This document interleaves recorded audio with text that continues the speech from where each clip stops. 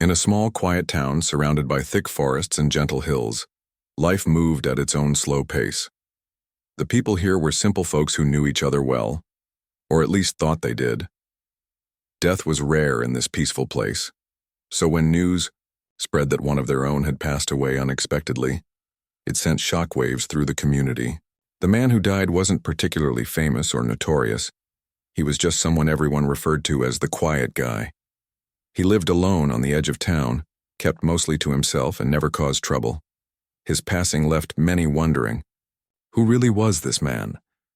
The funeral took place on a gloomy day with clouds hanging low over the old cemetery. It felt fitting somehow, like nature itself was mourning alongside the townsfolk. People gathered around the freshly dug grave, dressed in dark clothes, whispering softly among themselves. Some came out of respect, while others were simply curious. No one seemed too broken up about his death, but no one disliked him either. He was just there, always present yet strangely absent. As the priest began saying prayers, something strange happened, something no one could have predicted. From beneath the soil near the coffin, movement caught the eyes of those standing closest. At first, it was subtle, almost unnoticeable, a slight rustling sound like leaves brushing against each other. Then, without warning, snakes started slithering out of the ground. Not just one or two, but dozens of them, their sleek bodies glistening under the gray sky. Panic erupted instantly. Women screamed, men stumbled backward, and children clung tightly to their parents. The air filled with shouts and cries as people scrambled to get away from the horrifying sight. Snakes twisted and writhed, moving unnervingly close to where the mourners had been standing moments before. For a brief moment, time seemed to freeze. Everyone stared in disbelief, trying to process what was happening. Why were snakes crawling out of the grave? Was this some kind of sick joke, or was it something far more sinister? Once the initial chaos settled down, whispers began to circulate. People exchanged wide-eyed glances, their minds racing with questions. Could this be a sign? Maybe the man wasn't as ordinary as everyone thought.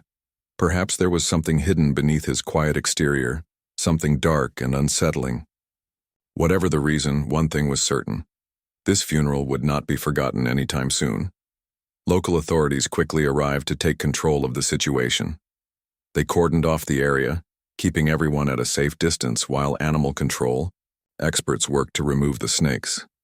As the creatures were carefully collected and placed into secure containers, curiosity turned into suspicion. What were these snakes doing here? And why had they appeared during such an unusual moment? When investigators decided to dig deeper, literally, they made a discovery that left even seasoned professionals stunned.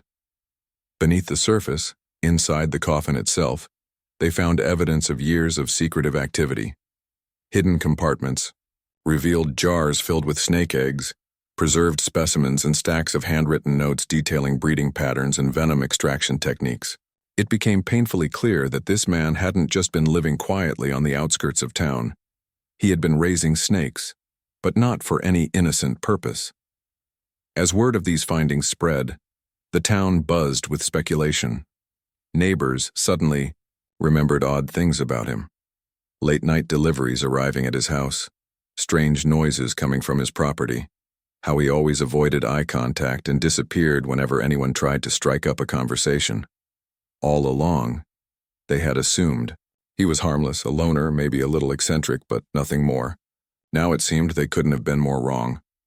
What started as a somber farewell turned into a chilling mystery. Who was this man, really? Why had he chosen to surround himself with snakes? And most importantly, what secrets had he taken to his grave? One thing was undeniable. The quiet man who kept to himself had left behind a legacy far darker than anyone could have imagined. After the initial shock of the snakes at the funeral, the town couldn't stop talking about what had happened. People gathered in small groups outside the local cafe, at the grocery store, or on their front porches, sharing theories and piecing together fragments of information. Everyone wanted answers, but no one really knew where to start. The quiet man who had lived on the edge of town, a man they thought they understood, was suddenly a complete mystery. The authorities, however, weren't content with just letting things stay mysterious. They began digging deeper, not just into the grave but into his life. Investigators combed through his house, searching for clues that might explain why snakes had been crawling out of his coffin. What they found was far more unsettling than anyone could have guessed. Inside his home, there were signs of an obsession that went far beyond keeping pets or having a hobby. Every room told a story of someone consumed by something dark and secretive. In the basement, shelves were lined with jars containing preserved snake specimens, some labeled neatly, others hastily scrawled with notes only he could understand. There were stacks of books about reptiles, notebooks filled with detailed observations, and even sketches of snakes in various poses. It was clear this wasn't just casual interest. It was an all-consuming passion, but as they explored further, the investigators uncovered evidence of something far more sinister. Hidden behind a false wall in the basement was a locked room. When they finally broke it open, they found cages stacked high, each housing different species of snakes. Some were common, others exotic, and all looked well cared for, though clearly bred and kept under controlled conditions. Among the cages were tools used for extracting venom, syringes, glass vials, and protective gloves. This wasn't just a collection. It was a laboratory. As news of these discoveries spread, whispers turned into outright rumors. People started connecting dots they hadn't noticed before. Late-night deliveries to his house? Probably food for the snakes. The strange sounds coming from his property. Likely the hissing of dozens of reptiles confined inside. Even the way he avoided people now made sense. He didn't want anyone getting too close to uncover his secret. But the most alarming find came when they examined some documents hidden in a locked drawer. These papers linked him to illegal activities involving wildlife trafficking.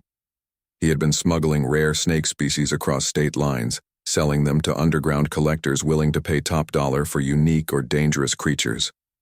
Worse still, his notes hinted at experiments aimed at creating hybrid snakes with stronger venom. Venom that could fetch astronomical sums on the black market. The revelation sent shockwaves through the community. How could someone so unassuming harbor such a dark side? Neighbors struggled to reconcile the image of the quiet man they'd known with the reality of his double life. For years he had walked among them, blending into the background while secretly running a shadowy operation right under their noses. Amidst the growing unease, another piece of evidence surfaced, one that added a deeply personal layer to the mystery. Tucked away in a dusty corner of his study, investigators found an old photograph. It showed him standing beside a younger boy, both smiling brightly against a backdrop of trees. On the back of the photo, written in faded ink, were the words, "Me and my brother." No one in town had ever mentioned a sibling. As they dug further, they learned that the man's younger brother had died tragically during a camping trip decades earlier. According to family records, the boy had been bitten by a snake, a bite that proved fatal despite efforts to save him. The loss devastated their family, driving a wedge between them until they eventually drifted apart entirely. This tragedy seemed to be the turning point in his life. After his brother's death, he became withdrawn, isolating himself from friends and family. Those who remembered him from childhood described how he changed overnight, retreating into solitude and rarely speaking about his feelings. It appeared that instead of healing from the trauma, he had channeled his grief into an unhealthy fixation on snakes. Rather than fearing them, he sought to master them, to conquer the very creatures that had taken his brother away. His notes revealed glimpses of this inner turmoil. In one journal entry, he wrote about feeling haunted by the snakes he raised. He described vivid nightmares where they swarmed over him, biting relentlessly, leaving him paralyzed with pain. Yet despite his fear, he couldn't bring himself to stop. The snakes had become both his captors and his companions, symbols of the guilt and grief he carried every day. For the townsfolk, learning about his past brought a mix of pity and revulsion. They pitied the boy who had lost his brother and grown up carrying such heavy burdens. But they also recoiled from the man. He had become a recluse consumed by obsession, willing to exploit dangerous animals for profit. His actions painted a picture of someone teetering on the edge of madness, unable to escape the shadows of his own making. Still, questions lingered. Why had the snakes appeared at his funeral? Was it coincidence, or had he planned it somehow? And what did it mean that his final resting place had been overrun by the creatures he had spent years raising? As investigators continued their work, the townspeople waited anxiously for answers. Each new detail only deepened the mystery, pulling them further into the tangled web of his life. In the end, the story served as a stark reminder of how little we truly know about those around us. Beneath the surface of ordinary lives, secrets can fester, growing darker and more complex with time. For the people of the town, the quiet man's legacy would forever be intertwined with the image of snakes slithering out of his grave, a chilling symbol of the darkness that can hide behind even the most unassuming facades. The deeper the investigators dug into the life of the quiet man, the more disturbing the picture became. What had started as a simple funeral turned into a full-blown investigation, uncovering layers of secrets that no one in town could have imagined. The townsfolk who once thought they knew him, or at least assumed he was harmless, now found themselves questioning everything. Who was this man, really? And how had he managed to hide such a dark and twisted world from everyone around him? One of the most unsettling discoveries came when the authorities examined his notes in greater detail. These weren't just random scribbles or casual observations. They were meticulously organized records of experiments. He had been breeding snakes, not just to sell them, but to create something entirely new. His writings hinted at attempts to crossbreed different species, combining their traits to produce hybrids with unique qualities. Some entries described venom so potent it could paralyze a grown man within seconds. Others talked about snakes with faster reflexes, deadlier strikes, and even stranger abilities. At first glance, these notes seemed like the work of someone fascinated by science, but the deeper you read, the darker the intent became. It wasn't just curiosity driving him, it was greed. Venom, especially rare and powerful venom, was worth a fortune on the black market. Pharmaceutical companies, underground labs, and wealthy collectors would pay staggering amounts for samples that could be used in research, weapons development, or even illegal trade. This man had tapped into that demand, turning his obsession into a lucrative business. But there was another side to his experiments, one that revealed just how far he had fallen. Buried among the technical details were personal reflections, rambling thoughts that painted a portrait of a man consumed by guilt and fear. He wrote about how the snakes reminded him of his brother's death, how their movements mirrored the way his brother had collapsed after being bitten all those years ago. In some passages, he described feeling chased by memories, as if the snakes were punishing him for surviving while his brother hadn't. These confessions added a tragic dimension to the story. It was clear that he hadn't set out to become a criminal mastermind. Instead, his descent into darkness had been gradual, fueled by unresolved grief and an unhealthy need to control the very thing that had caused him pain. The snakes weren't just tools for profit. They were symbols of his inner turmoil, creatures he both feared and revered. They represented his guilt, his loss, and perhaps even his desire for redemption. As word of these findings spread through the town, reactions varied widely. Some people felt anger, believing he had betrayed the trust of the community by hiding such dangerous activities. Others felt pity, seeing him not as a villain but as a broken man trying and failing to cope with unimaginable sorrow. A few even whispered that maybe the snakes at his grave were karma catching up with him, a final reckoning for the choices he had made. Yet, despite all the evidence pointing to his involvement in illegal activities, there were still gaps in the story. Why had the snakes appeared at his funeral? Was it mere coincidence, or had he planned it somehow? Investigators began to suspect that the answer might lie in one particular creature, a massive king cobra found locked away in a hidden enclosure deep within his home. This snake was unlike anything native to the region. Its size alone was intimidating. But what truly set it apart was the plaque mounted above its cage. Etched into the metal were two haunting words: "My guardian." The phrase sent chills down the spines of everyone who heard it. What did it mean? Had he viewed the snake as a protector, a companion, or something else entirely? And why had he kept it separate from the others, giving it special treatment? Further examination of the cobra revealed traces of venom matching the type that had killed him. Toxicology reports confirmed that his death hadn't been natural as initially assumed. Instead, he had been poisoned by the very snake he had nurtured and cared for. The realization was chilling. The creature he had called his guardian had ultimately turned against him, delivering the fatal blow that ended his life. For the townspeople, this revelation added a layer of irony to the tragedy. The man who had spent years mastering snakes, breeding them, and profiting from them had fallen victim to his own creation. Whether the cobra had escaped its cage accidentally or been released deliberately remained unclear, but the implications were undeniable. His obsession had come full circle, claiming him as its final casualty.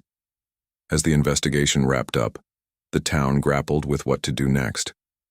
The cemetery where he was buried had become a place of unease, tainted by the memory of snakes crawling out of the ground. Authorities decided to close it indefinitely, citing safety concerns. Teams of experts worked tirelessly to relocate the remaining snakes to sanctuaries, ensuring they wouldn't pose a threat to anyone else.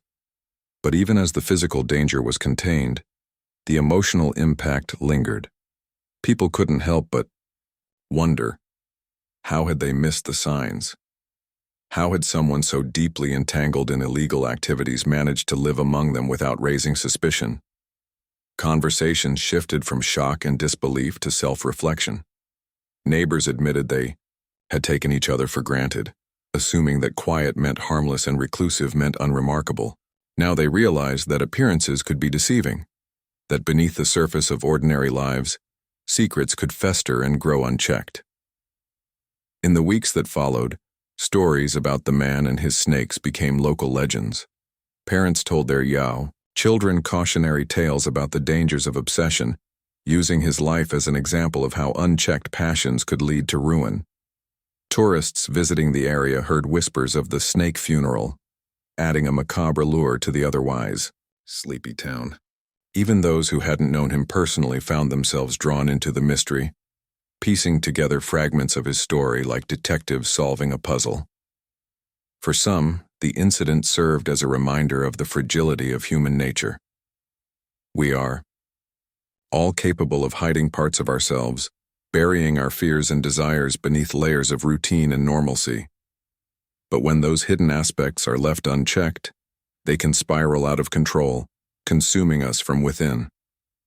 The quiet man's life was a testament to that truth, a stark illustration of how grief, guilt, and ambition can intertwine to create something monstrous.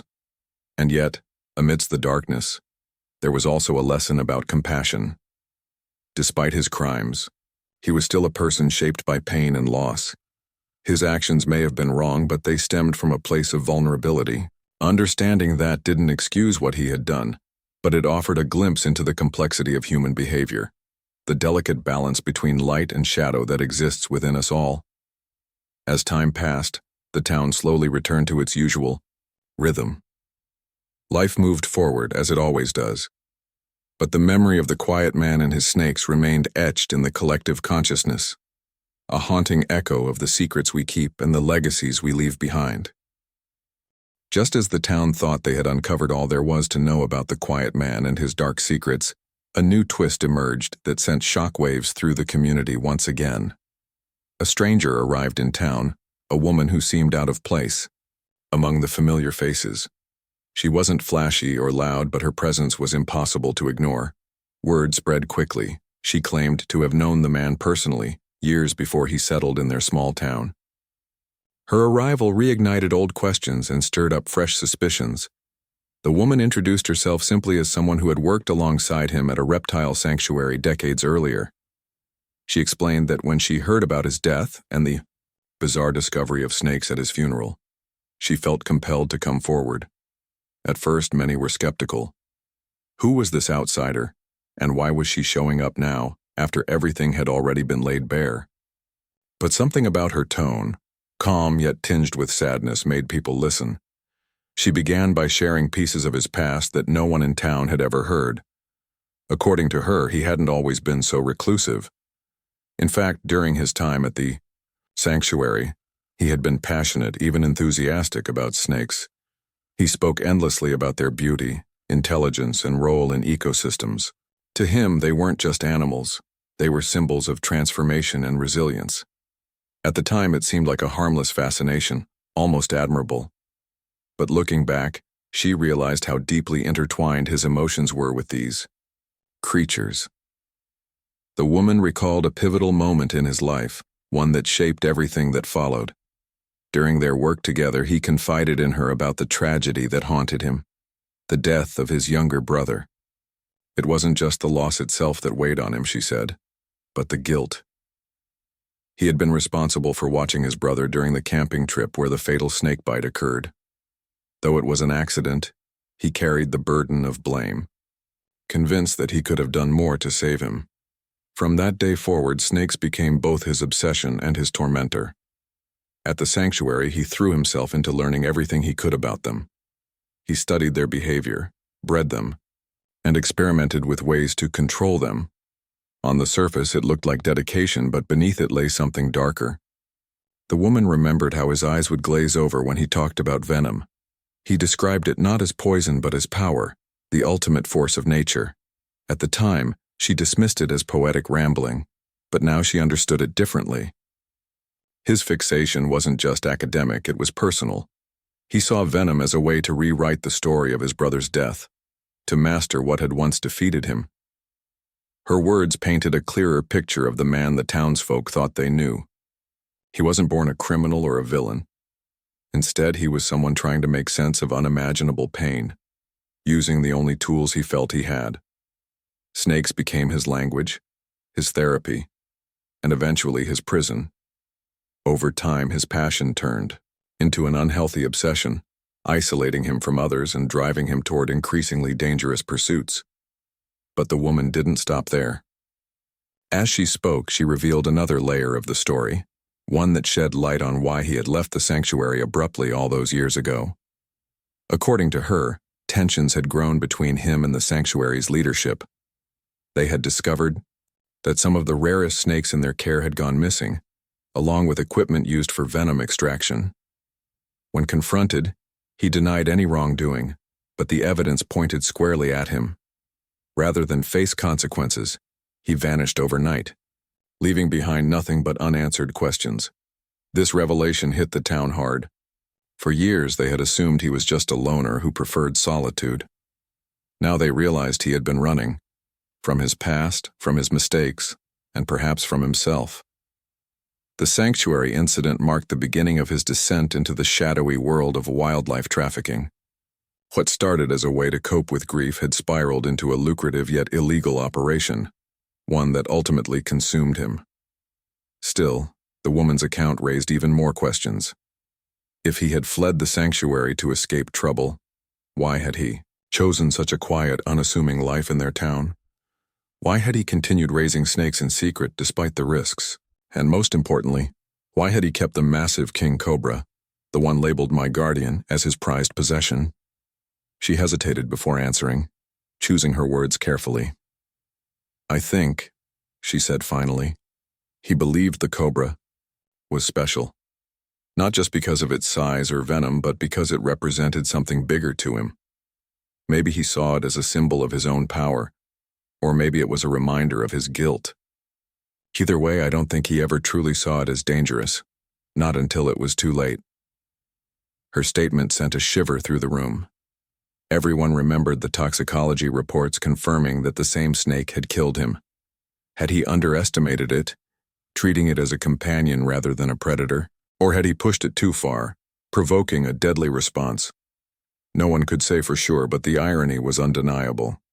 The creature he had revered above all others had become his undoing.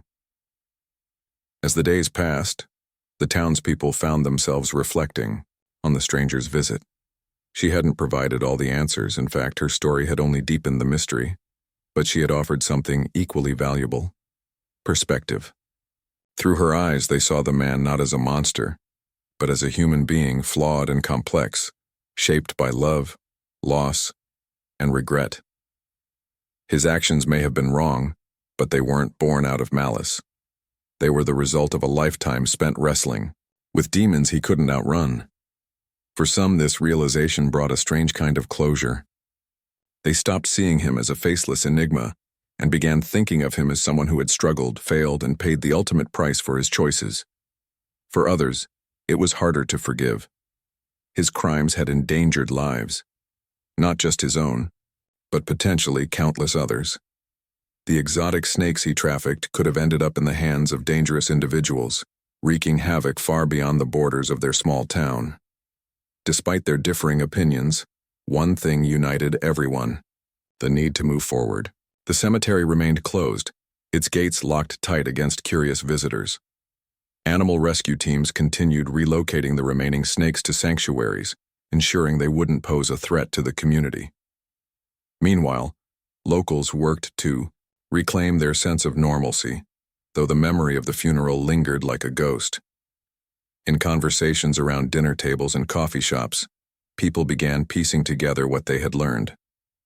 They discussed the fine line between passion and obsession, the weight of unresolved grief, and the dangers of letting fear dictate your actions.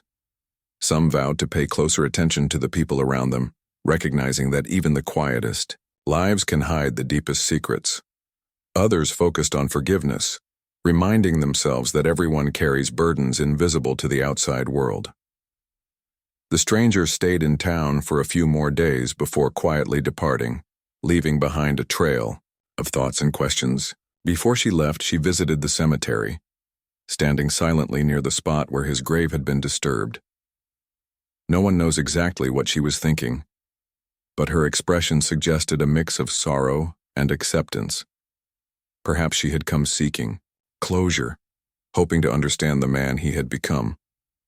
Or maybe she simply wanted to honor the memory of someone she had once known, a person who had been lost long before his death. By the time she left, the town had begun to heal. Life returned to its usual rhythm, punctuated by laughter, arguments, and everyday routines. Yet the story of the quiet man and his snakes remained etched in their minds, a cautionary tale about the fragility of human nature and the secrets we bury within ourselves. It served as a reminder that while we may never fully understand each other, empathy and curiosity can bridge the gaps between us, helping us see the humanity in even the darkest stories. As the days turned into weeks, the town slowly began to settle back into its usual rhythm. The shock of the funeral incident had faded somewhat, replaced by a mix of lingering unease and quiet reflection. People went about their daily lives, shopping at the local market, chatting over cups of coffee, and watching children play in the park. But the memory of what had happened still hovered in the air, like a shadow that refused to disappear. Yet, just when it seemed like things were returning to normal, another discovery sent ripples through the community once again. Investigators, who had been tirelessly combing through the man's belongings, stumbled upon something that changed everything. They thought they knew about him. Hidden deep within a locked drawer in his study was a letter, a handwritten confession that revealed the final piece of the puzzle. The letter was addressed to no one in particular, written as if he had intended it to be found after his death. It began with an apology, though it wasn't clear who he was apologizing to. "I never wanted this," the note read, "but I couldn't stop myself." From there, he poured out his thoughts, laying bare the turmoil that had consumed him for decades. He spoke of how losing his brother had shattered him, leaving a void he could never fill. The snakes, he admitted, had become his way of coping, not just with grief, but with guilt. Each snake he raised was both a tribute to his brother and a reminder of the moment he felt he had failed him. But the letter didn't stop there. As the investigators read on, they uncovered a chilling admission. He confessed that the massive King Cobra, the one labeled My Guardian, was more than just a prized possession. It was his attempt at redemption. Over the years, he had come to believe that the cobra held some kind of spiritual significance, almost like a guardian spirit meant to protect him from his own mistakes. In his mind, the snake represented power, resilience, and perhaps even forgiveness. He wrote about how he spent hours sitting near its cage, talking to it as if it were alive in ways beyond what anyone else could see. What made the confession even more haunting was the tone of fear that crept into his words toward the end. He described feeling watched, as if the snake knew things about him that no human ever could. He mentioned sleepless nights filled with nightmares where the cobra escaped its cage, slithering toward him with unrelenting speed. In those dreams, he always woke up just before it struck, leaving him drenched in sweat and paralyzed with terror. The letter ended with a cryptic warning. "They will find me when it's time. There is no escaping them." At first glance, it sounded like the ramblings of someone descending into madness, but given the circumstances of his death and the fact that the very snake he wrote about had killed him, it took on a sinister, new meaning. Had he known deep down that his obsession would lead to his demise? Or was he truly convinced that the snakes were somehow alive in a way that transcended biology? When the contents of the letter were shared with the townsfolk, reactions ranged from disbelief to horror. Some dismissed it as the desperate musings of a troubled mind, while others saw it as proof of something far darker. Conversations buzzed with speculation. Was the man haunted by guilt so deeply that he imagined the snakes as avengers? Or was there something supernatural at play, as impossible as that sounded? Even the most skeptical among them couldn't shake the feeling that the story had taken a turn straight out of a ghost tale. Amidst the growing unease, animal experts weighed in with their own theories. They examined the king cobra closely, noting its unusually aggressive behavior compared to other specimens of its kind. While cobras are naturally territorial and defensive, this particular snake exhibited traits that suggested prolonged exposure to stress or agitation. Could it have been reacting to the environment it was kept in? Or was it responding to something deeper, something tied to the man himself? One expert offered a sobering explanation. "Snakes don't think like humans do," she said during an interview with local reporters. "They act based on instinct. But if you keep an animal in captivity and subject it to unnatural conditions, it can become unpredictable. Add to that the possibility of mistreatment or neglect, and you've got a recipe for disaster." Her words added another layer of complexity to the story. If the man had indeed treated the cobra as a guardian figure, he might have underestimated its potential danger.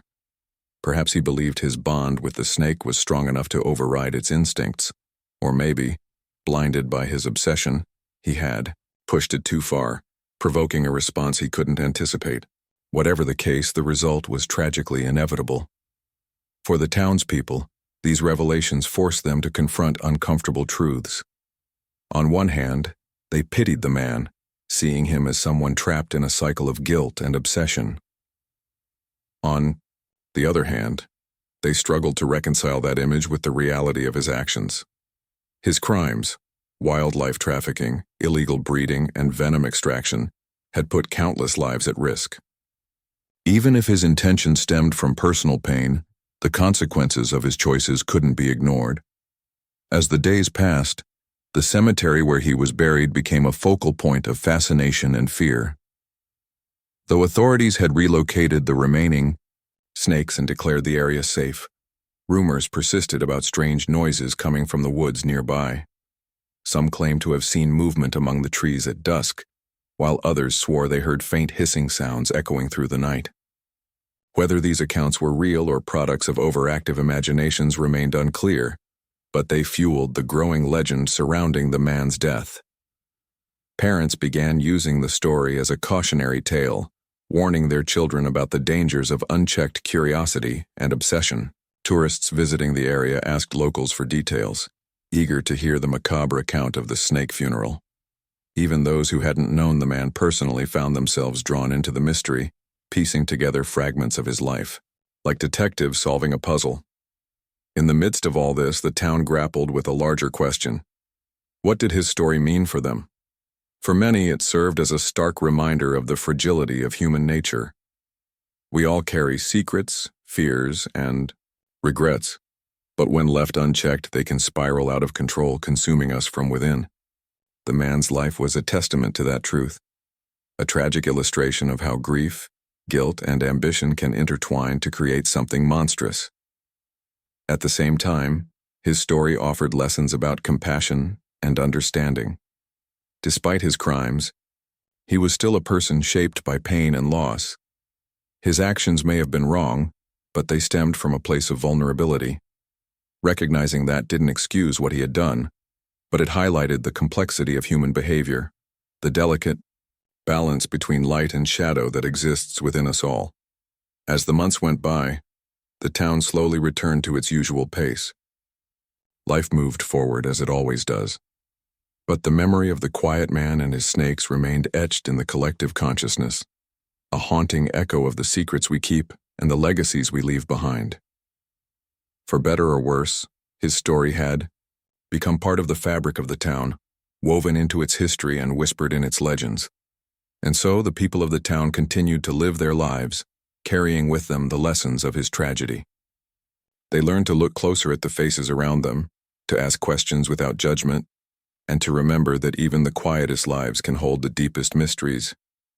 In doing so, they honored not just the man himself, but the humanity he represented, the flawed, fragile, and endlessly complex nature of us all. Months had passed since the strange events surrounding the quiet man's funeral, yet the story refused to fade from the town's collective memory. If anything, it grew deeper, embedding itself into the fabric of daily life like a scar that never fully heals. People continued to talk about it, not because they were morbidly fascinated, but because it had become a part of who they were as a community. The tale of the man and his snakes lingered in their conversations, shaping how they viewed each other and themselves. The cemetery where he was buried remained closed indefinitely, its gates locked tight against curious visitors. Overgrown grass crept over the pathways and wildflowers sprouted between the stones, reclaiming the space as nature's own. Yet, despite the closure, people still found reasons to visit the area. Some came to pay their respects to loved ones buried elsewhere in the graveyard. Others simply wanted to stand near the edge and peer through the iron bars, imagining what lay beyond. For many, it wasn't just curiosity. It was an attempt to make sense of something that defied explanation. Rumors about the woods surrounding the cemetery persisted. Locals claimed to hear faint rustling sounds at night, like leaves brushing together or dry twigs snapping underfoot. A few even swore they saw movement among the trees, something slithering silently in the shadows. Whether these sightings were real or figments of overactive imaginations didn't matter much.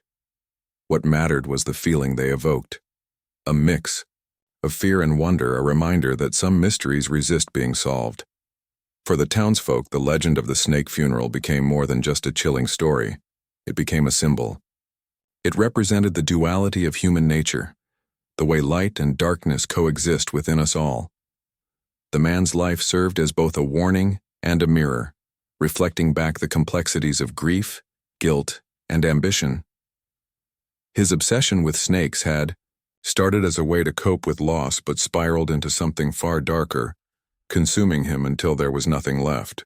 In his downfall, they saw echoes of their own struggles, their fears of failure, their battles with regret, and their desire for control in a world that often feels chaotic and unpredictable.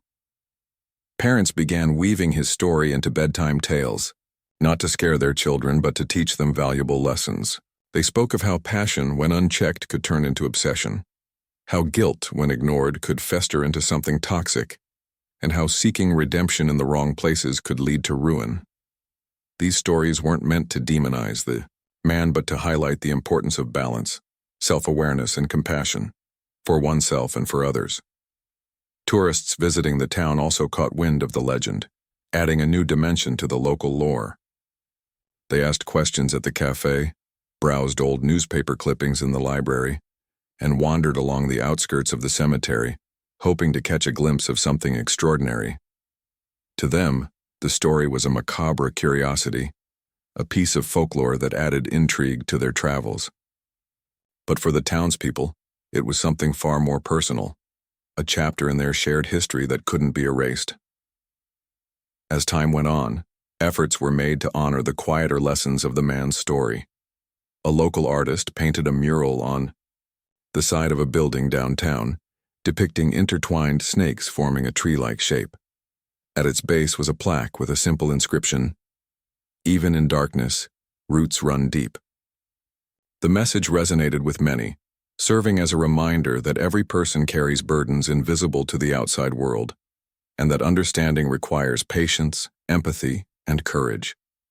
School teachers incorporated the story into their lessons, using it to spark discussions about ethics, responsibility, and the consequences of our choices. Students debated whether the man should be remembered as a villain or a victim, grappling with the gray areas of morality. One class even organized a project to study reptiles, learning about their role in ecosystems and dispelling myths that portrayed them as inherently dangerous. Through education, they hoped to transform fear into respect, turning a tragic legacy into something constructive. Yet, for all the progress, there were moments when the past felt uncomfortably close. On certain evenings, especially during storms, the wind would whistle eerily through the trees near the cemetery, setting nerves on edge. Neighbors exchanged uneasy glances, half joking about the snake man, before quickly changing the subject. Even those who prided themselves on rational thinking couldn't shake the lingering sense that something unresolved still lingered in the air. One autumn afternoon, a group of volunteers decided to clean up the cemetery, determined to reclaim the space for the living. Armed with gloves, rakes, and trash bags, they worked tirelessly, cutting back vines and clearing debris. As they labored, they talked openly about the man whose death had cast such a long shadow over the town. Their conversation shifted from sadness to admiration, not for his actions but for the resilience it must have taken to carry such heavy burdens alone. By the end of the day, the cemetery looked different. Not perfect, but cared for. Someone placed fresh flowers near the spot where his grave had been disturbed, a small gesture of acknowledgement. No one said why they did it. Perhaps it was an apology, or maybe it was gratitude for the lessons his story had taught them. Whatever the reason, it felt like a step toward healing. In the years that followed, the town changed subtly but significantly. People grew closer, recognizing the value of connection and community. They learned to ask questions without judgment, to listen without rushing to conclusions. Conversations became richer, relationships stronger, and trust deeper. The man's story had forced them to confront uncomfortable truths, but in doing so, it had brought them together in unexpected ways. And so, the memory of the quiet man and his snakes endured, not as a source of fear, but as a testament to the complexity of human nature. He had lived a life marked by pain, guilt, and obsession, yet in his flaws, he had revealed universal truths. His story reminded everyone that we are all capable of hiding parts of ourselves, burying our fears and desires beneath layers of routine and normalcy. But when those hidden aspects are left unchecked, they can spiral out of control, consuming us from within. For the townsfolk, this realization sparked a quiet revolution. They vowed to look closer at the faces around them, to see beyond appearances and assumptions. They embraced vulnerability, knowing that opening up, even when it's hard, can prevent secrets from festering. And they celebrated the beauty of imperfection, recognizing that it is our flaws that make us human. In the end, the man's legacy wasn't defined by his crimes or his obsessions. Instead, it was shaped by the impact he had on those who survived him, the way his story forced them to reflect, grow, and change. His life may have ended tragically, but the lessons he left behind continued to ripple outward, touching lives in ways he could never have imagined. As the sun set over the hills one evening, casting golden light across the town, a child sitting on their porch asked their parent a question. "Why do people keep secrets?" The parent paused, thinking carefully before answering.